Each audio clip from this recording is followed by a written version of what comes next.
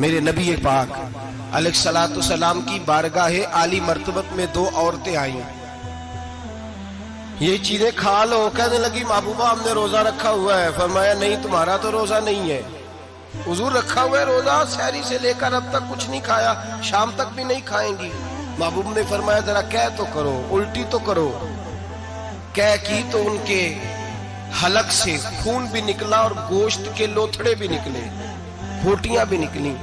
नबी पाक ने फरमाया वहां बैठ के तुमने अपने जानने वालों की गीबत नहीं की, चुगली नहीं खाई? खामोश हो गई, गर्दनें झुक गई। नबी पाक ने फरमाया तुमने कुरान नहीं पढ़ा कि जो अपने भाई की गीबत करता है वो मुर्दा भाई का गोश्त खाता है? तो गोश्त खा के भी तुम्हारा रोजा रह गया है। किस तरह का रोजा है कि साहब रोजा रख के ना रखने वालों पे तनकीद कर रहे हैं।